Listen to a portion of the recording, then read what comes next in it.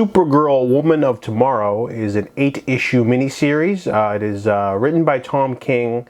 The artwork's by Bilquis Evely, and that's the reason why I want to check it out. Bilquis has amazing artwork. I saw her work in some Wonder Woman. One of the reboots. I don't remember which one. It was like volume 3 and 4 of one of those reboots.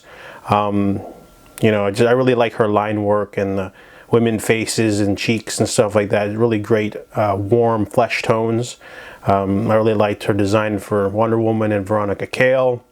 So when I found out about this one, I just typed in her name in the library search and this one came up. This one is kind of like a True Grit-like story. There's a young woman named Ruth Mary Null. She is a farm girl, alien world. Her parents have many...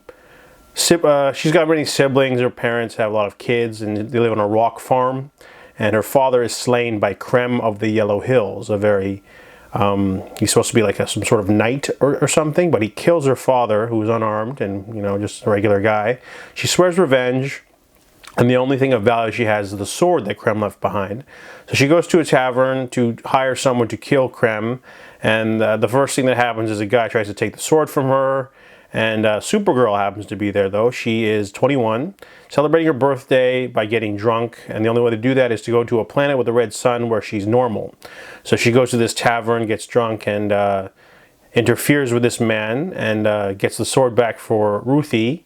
However, Ruthye is adamant for Supergirl to take on the quest of subduing Krem so that Ruthye can have her revenge. And obviously Supergirl, you know, she's like drunk and she doesn't want to. However, Krem escapes and then puts them on a path to go on a sort of intergalactic road trip to find this man for personal reasons. And that's sort of what the plot of the story is. So first off, I really love the artwork. The artwork is gorgeous. A lot of huge spreads. We visit many planets and there's lots of different worlds, alien designs, a lot of cool stuff like that. In terms of the story, though, I'm not really too familiar with Tom King. He's written a lot of stuff, but I've only read the Vision miniseries, the 2-volume, I think, or 1 or 2 volume.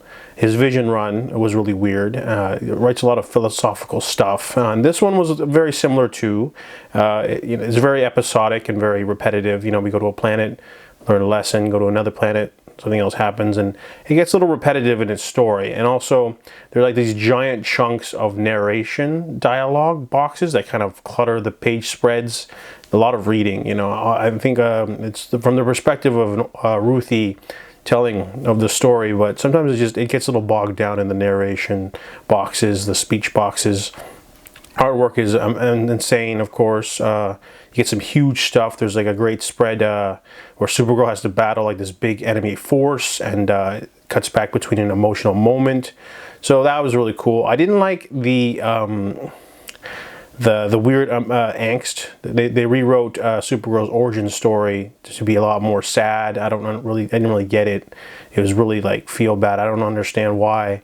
But it was just an attempt to make her a little bit different from normal, and they compare it to her cousin a lot too, and there's a lot of references to Superman in this one, but this is like supposed to be a Supergirl story, but they keep like, you know, mentioning Superman, they keep having her be like really angsty, and there's not much of a point to the story. And I think the biggest thing I didn't like about the finale is that the ending is really terrible, and it's supposed to be like, you know, heartfelt, but it just wasn't. It was really like weird. I didn't like the ending. It was just...